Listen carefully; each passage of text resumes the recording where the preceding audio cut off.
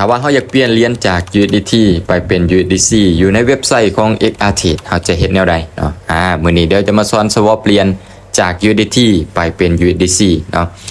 ก่อนอื่นถ้าว่าเขามีเงินอยู่ในบัญชีจริงแบบนี้นะมีอยู่ในบัญชีจริงแบบนี้ให้เขากดโอนคืนสู่กระเป๋าก่อนเด้อเนาะกดโอนคืนสู่กระเป๋าก่อนเนาะ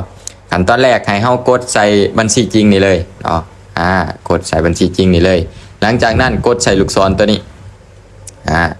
แล้วจะเด้งมาหน้านี้ให้เขากดใส่ลูกศรทางกลางนี่ก่อนเพื่อให้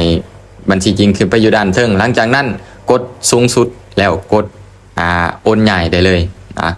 กดโอนใหญ่ได้เลยเท่านี้ถือว่าสำเร็จสำหรับโอนเงินคืนสู่กระเป๋าเนาะบัดนี้มาที่3ขีดซ้ายมือเนาะเราจะไปสวอปเปลี่ยนบัดนี้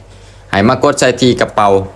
หลังจากนั้นเด้งมาหน้านี้ให้เขากดใส่บอลประวัตินี่เลยกดใส่บอลประวัตินี่เลยแล้วมาเลือกทรัพย์สินตัวทางกลางนี่เด้อเนาะกดเลือกทรัพย์สินแล้วจะเด้งมาหน้านี้เด้งมาหน้านี้คือหน้าบอลเปลี่ยนจาก USDT ไปเป็น USDC เนาะขั้นตอนแรกให้เขากดใส่บอล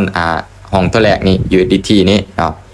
แล้วจะเด้งมาหน้านี้เนาะให้เขากดใส่บอลเปลี่ยนเนาะเพิ่นจะเด้งถามขึ้นมาว่าเขาก็กดใส่บอลเปลี่ยนได้เลยแล้วให้เขามาพิมพ์จำนวนใส่ใน2ที่1เขาอยากเปลี่ยนจากเหรียญเนาะหรือว่าอยากสวอปจากเหรียญเขาก็สามารถ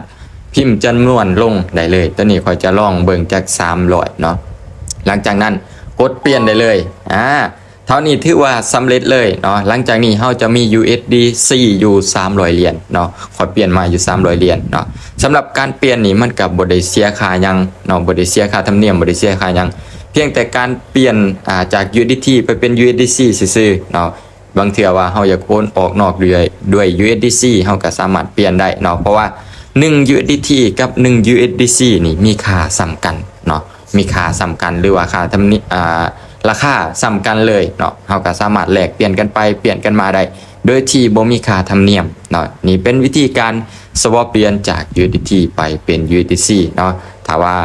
ทุกคนอยากใช้ประโยชน์จาก USDC เนาะทุกคนก็สามารถเปลี่ยนมาเป็น USDC ได้หรือว่าอยากเก็บเป็น USDC ก็สามารถเก็บได้เนาะบ่มีค่าธรรมเนียมหยังเนาะเท่านี้ก็ถือว่าสำเร็จเนาะ